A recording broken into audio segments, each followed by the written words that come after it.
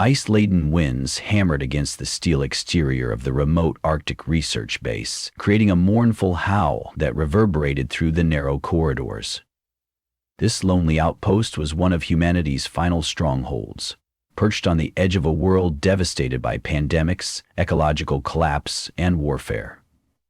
The polar ice caps had retreated significantly, yet intense blizzards still rolled in with little warning. Within the confined complex, a skeleton crew of scientists and support staff toiled in near isolation. Their mission was to glean what remained of the planet's sciences, climatology, biology, advanced materials research, in an attempt to salvage humanity's fragile future.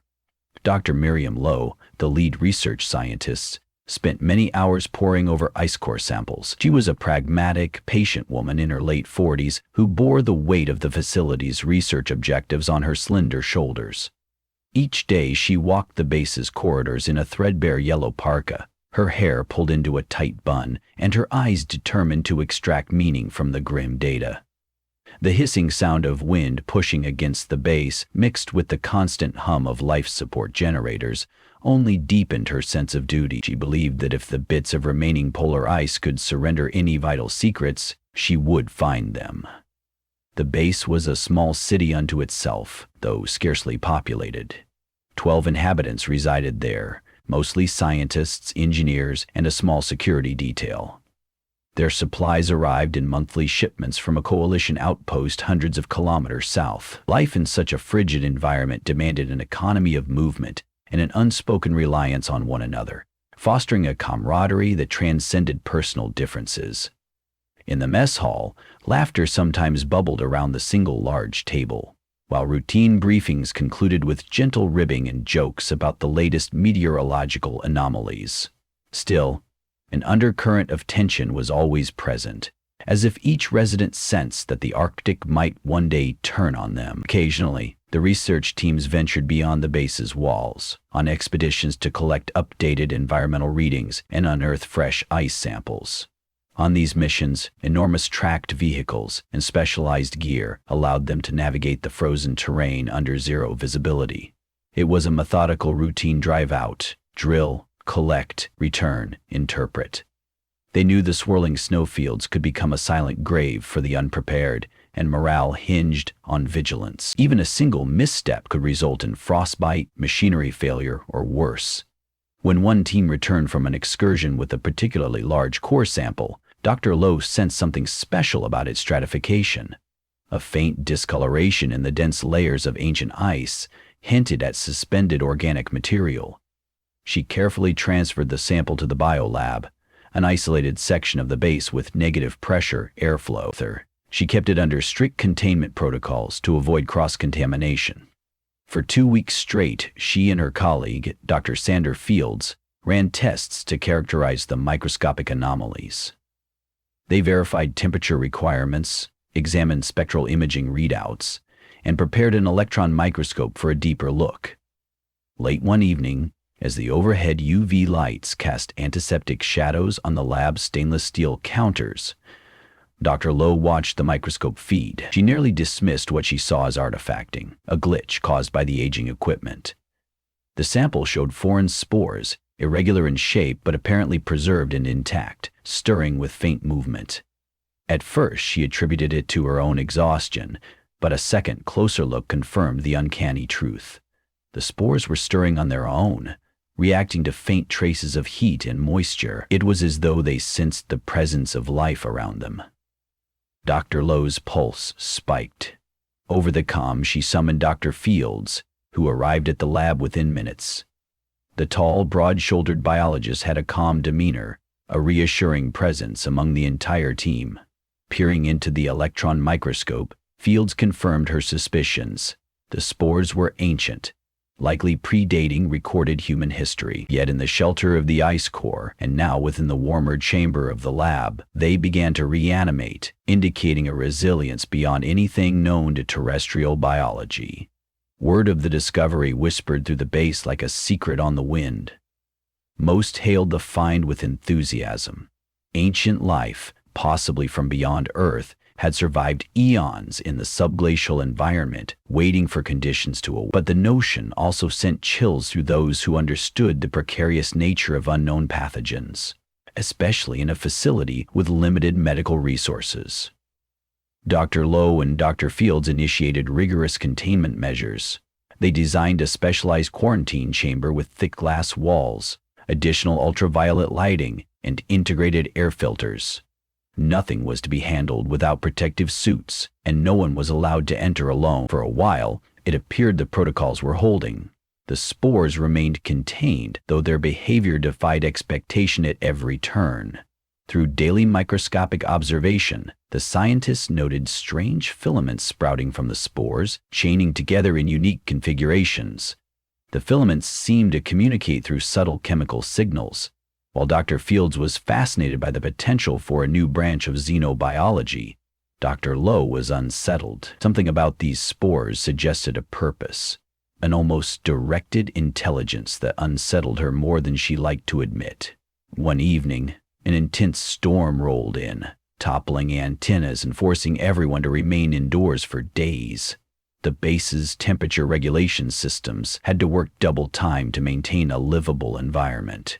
Snow covered the windows in compacted drifts, occasionally reflecting bizarre, faint phosphorescence from some unknown atmospheric phenomenon. As the winds howled, Dr. Lowe double-checked the advanced filters and negative pressure seals in the chamber, but her vigilance could not prevent a silent flaw. The chamber's decades-old infrastructure had a slight structural fissure, allowing a hairline crack to form in one corner. With each shift of external pressure, the crack widened by an almost imperceptible fraction, enough for a trickle of spore-laden air to seep through. On the third day of the storm, the base's mechanical engineer, Tanya Kessler, collapsed in the hallway. She was found incapacitated near the generator room, faintly breathing and drenched in sweat despite the base's sub-zero external environment. Rushed to the infirmary by the head of security, Captain Felix Vega, Tanya was placed under the care of Dr. Lowe and the base's medical officer, Dr. Robert Pittman. She drifted in and out of lucidity, rambling about shapes dancing at the edge of her vision. Her fever soared to 40 cc's within a matter of hours, and her chest heaved with raspy, shallow breaths. Dr. Pittman scoured the base for intravenous antibiotics, but they did little to reduce her inflammation.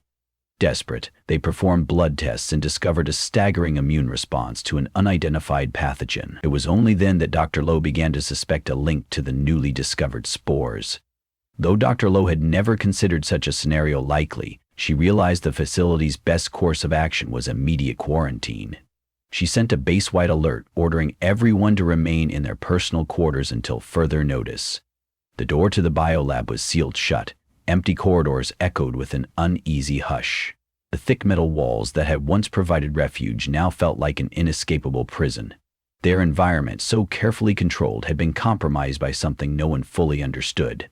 Within 12 hours, 2 more people fell ill, one of the security officers and the meteorological technician. Both exhibited the same rapid onset of fever, delirium, and respiratory distress. Dr. Lowe's initial tests on their blood samples were horrifying. Microscopic imagery revealed spore filaments invading red blood cells, replicating exponentially. The cells mutated, growing spiked membranes that advanced deeper into the host tissues. It was as if the pathogen was rewriting human physiology from the inside out. Captain Vega attempted to calm the rising panic among the 10 remaining healthy crew members. Striding through the corridors in his thick black uniform, he assured them that the best minds were working on a cure, but deep down he feared this was beyond the realm of any known medicine. Dr. Lowe and Dr. Fields worked ceaselessly, analyzing gene sequences, running simulations on the facility's outdated computers, hoping that somewhere in the data they would find the spore's Achilles heel. Meanwhile, winter's darkness enveloped the base more profoundly than usual. The storm showed no sign of abating. Its blinding intensity battered the outpost relentlessly. Horizontally driven sheets of snow pressed against the windows, the ice crackling against metal frames. Distressed by the lack of progress, the surviving crew members turned restless. The sporadic howling of the wind outside was matched by grim moans from the quarantine area, where the infected were monitored. In the corridor, Dr. Fields encountered Dr. Lowe with trembling hands. "I've run every analysis I can think of," he said under hushed breath. "These spores are rewriting the host DNA at breathtaking speed. The only possibility I can envision to stop it is an intense application of shortwave UV or perhaps extremely high doses of radiation. But we don't have the resources for a large-scale exposure, and even if we did, we risk killing the patients." Dr. Lowe grimly rubbed her temples.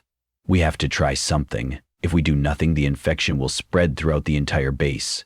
She considered the meltdown scenario. If the infection compromised enough personnel, there would be no one left to man the base's life support systems.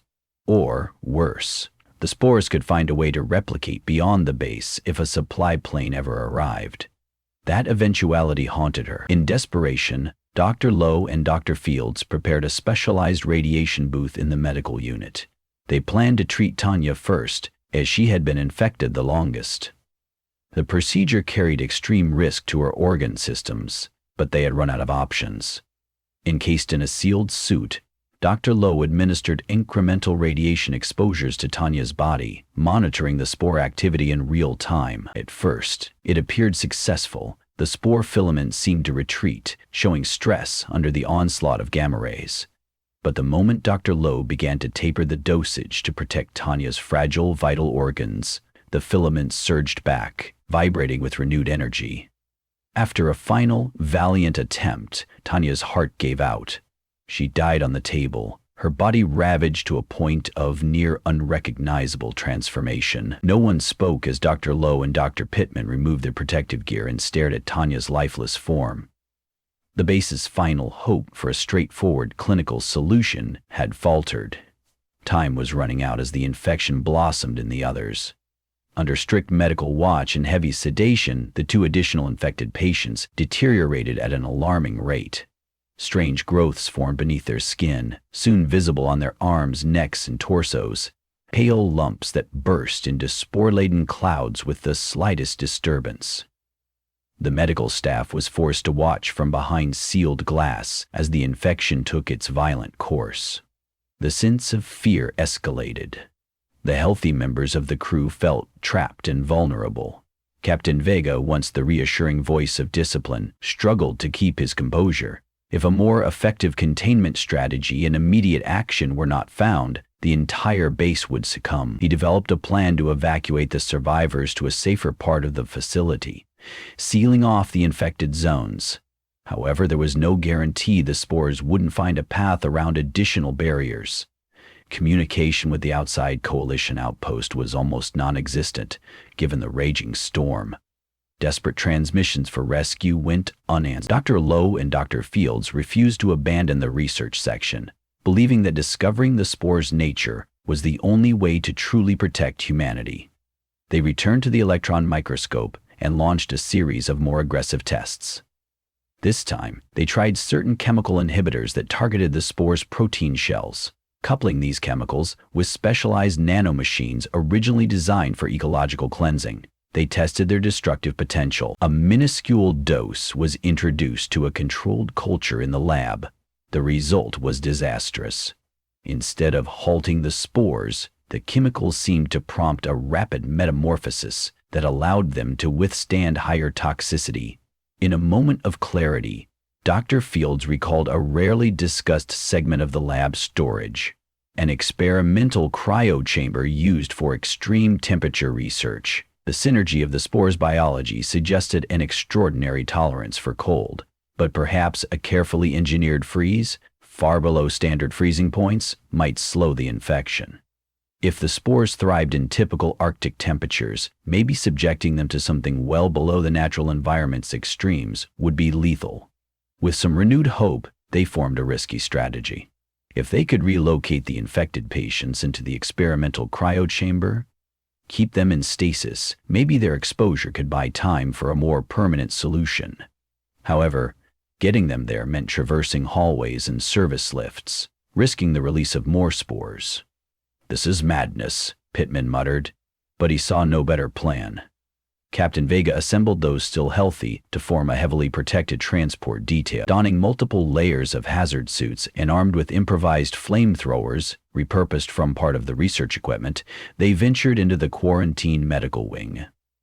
There, they found the infected patients in delirious states, large spore sacs pulsing beneath their translucent skin. Any sudden movement caused the fragile sacs to leak thin filaments into the air.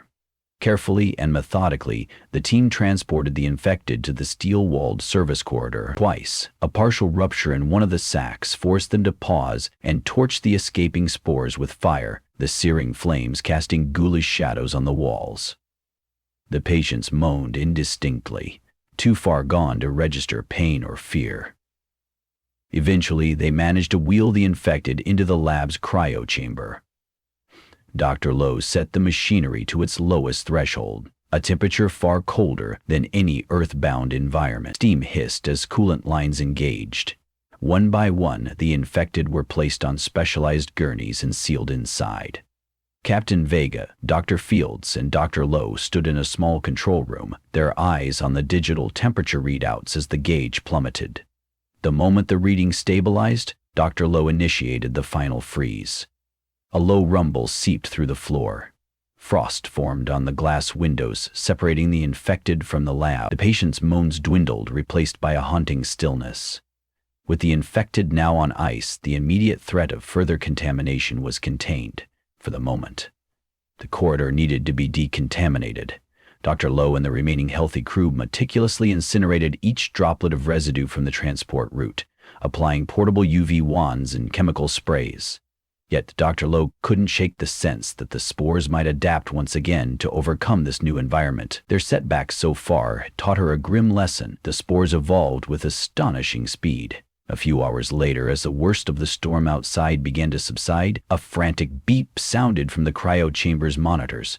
Dr. Fields, almost asleep at the console, jerked upright. The temperature was spiking within the chamber. Some mechanical fault had caused the cryo system to malfunction. Captain Vega rushed to see if external damage from the storm had caused an electrical surge. Meanwhile, Dr. Lowe and Dr. Pittman attempted an emergency override of the cryo chamber's systems, but nothing responded. The glitch was likely in the base's primary power lines, frayed or short-circuited by the harsh conditions.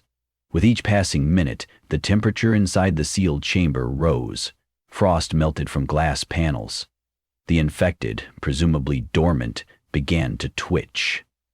"We can't let them wake," Dr. Fields gasped in desperation, his breath fogging the glass. The cryo chamber had become an incubator. Dr. Lowe's eyes were wide. She pressed every manual override, but the panel lights simply blinked in defiance. A violent hiss emanated from a nearby valve, unleashing a stream of steam that blurred the windows completely. In a heartbeat, the infected were hidden behind a veil of white vapor. Captain Vega yelled down the hallway. "The wiring's completely shot in that section. We have to cut power to the lab and isolate it to keep the meltdown from spreading to the rest of the base." Dr. Lowe hesitated.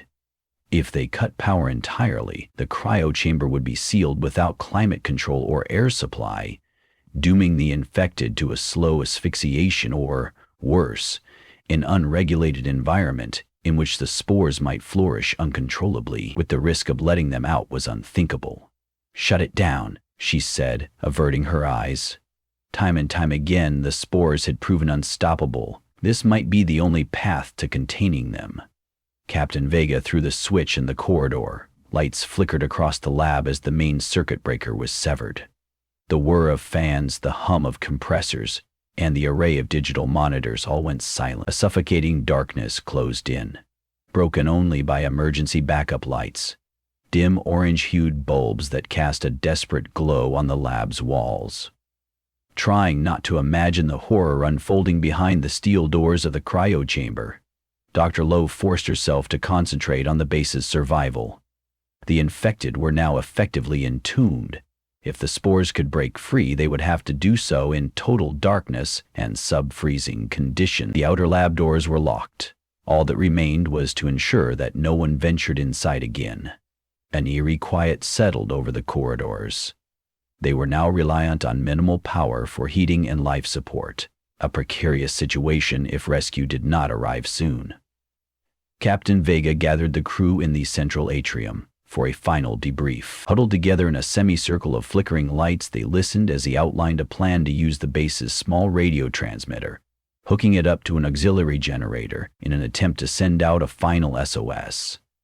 Without that, the storm damage and lost power could seal their fate as surely as the spores. Over the next several days, rationing became more severe, and conversation grew sparse among the survivors. Some wandered aimlessly in the corridors, haunted by the knowledge of what was locked away in the lab. Occasionally the base would quake with the aftershocks of external ice shifts, reminding them of how tenuous their refuge was. Through all of it, Dr. Lowe continued analyzing samples of the spore-laden blood under portable microscopes. Searching for a more conclusive solution, she discovered trace amounts of an unknown chemical signature that might be the spore's core vulnerability. Yet the base no longer had the advanced equipment to produce or test such a targeted agent. They might have had a chance if they could connect live to the Coalition laboratories down south, but with the primary comms antenna half buried and power severely constrained, it felt like an unreachable dream.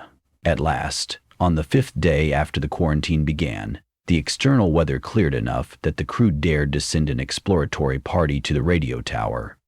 Bundled in layers of protective gear, Captain Vega, Dr. Fields, and 2 security officers trudged through thigh-deep snowdrifts.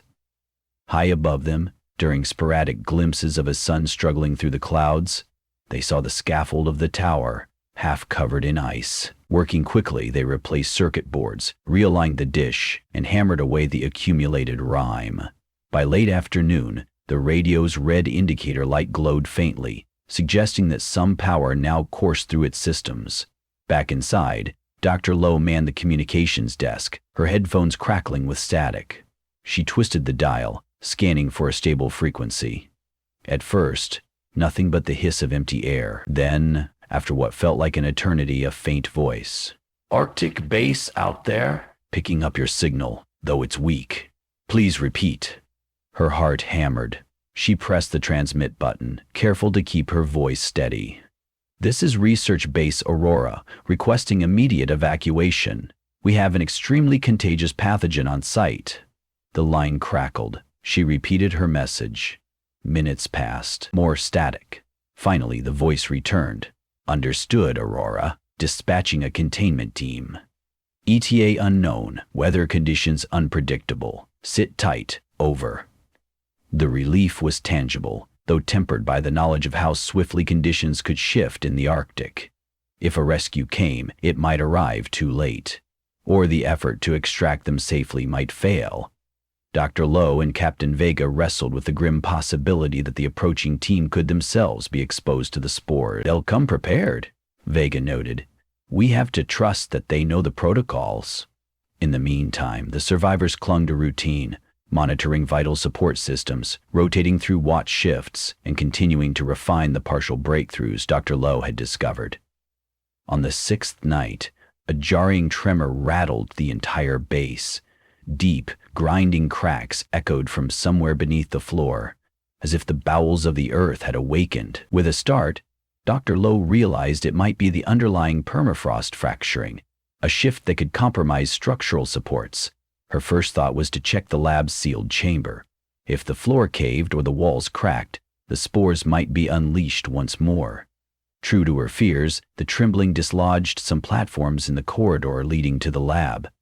Emergency sensors detected a minor breach near one of the sealed doors. Captain Vega and Dr. Fields rushed to reinforce the structural barriers with makeshift braces. Sparks flew as they welded additional steel plates over potential weak spots. Each clang of steel on steel reverberated through the corridor, an urgent reminder that their fortress against the spore infection lay in precarious disrepair. At last, around midday of the 2nd week, the survivors caught sight of a faint silhouette in the sky, a helicopter from the Coalition, struggling to navigate the swirling winds. Dr. Lowe, watching from a small observation window, felt a surge of hope and fear in equal measure. They had no idea how comprehensive the containment procedures would be. As the aircraft landed a short distance from the base, a specialized hazmat team disembarked, wearing white pressurized suits designed for high-level biohazards. The extraction was as tense as it was quick. The hazmat team sealed each survivor in an individual containment pod, thoroughly disinfecting suits and equipment before proceeding deeper into the facility. Dr. Lowe insisted on handing over her research data, the electron microscope images, the reams of spore behavior logs, blood samples carefully stored in sealed vials. The hazmat leader, barely discernible behind a mirrored visor, nodded in acknowledgement. They understood the significance of the find. With grim efficiency, the hazmat crew prepared charges throughout the base. Dr. Lowe's eyes welled with tears as she realized their plan. This outpost, her life's work, the last bastion of hope for gleaning Earth's hidden secrets, was slated for destruction. No risk of letting the spores remain or escape was acceptable. Captain Vega placed a reassuring hand on her shoulder. Though it pained him as well, the final measure was unavoidable. One by one, the survivors climbed into the helicopter. The roar of the rotors drowned out every other sound as the craft lifted off amid swirling gusts of snow. Below them, the Arctic's stark white expanse stretched in all directions. Dr. Lowe pressed her face to the small window. She saw the research base, a cluster of gray structures, half buried in ice, receding into the distance until it was no more than a dot on the horizon. Then, a blooming flash of light. The charges ignited in a synchronized explosion that toppled the steel supports and shredded the corridors in a matter of seconds. Billowing smoke and ice particles rose in a twisted plume. The helicopter veered away, buffeted by the shockwaves that rumbled through the air. For a few moments, it was as if the Earth itself mourned the passing of another human outpost. Shaken, exhausted, and uncertain of what awaited them, the survivors sat in solemn silence. The white-suited containment team hovered in the center of the cabin, checking instruments and scanning the pods for any trace of contamination. Flecks of swirling frost still clung to Dr. Lowe's eyelashes. She prayed that everything, from the lockdown cryo chamber to the final blasts, had truly eradicated the spores. Yet a distant dread tugged at her heart. These spores had lain dormant for millennia beneath glaciers. They had survived once before. Who was to say they wouldn't survive again, hidden in the swirling gusts of Arctic ice, waiting for another chance to reawaken? As the helicopter soared over the frozen reaches, carrying them toward a fragile hope of safety, that question loomed, unspoken and haunting. In a world already battered by apocalyptic forces, humanity's final refuge was never guaranteed. And beneath the silent sheets of polar ice, it felt as though something far older and more resilient than the human species still waited, biding its time until the next inevitable thaw.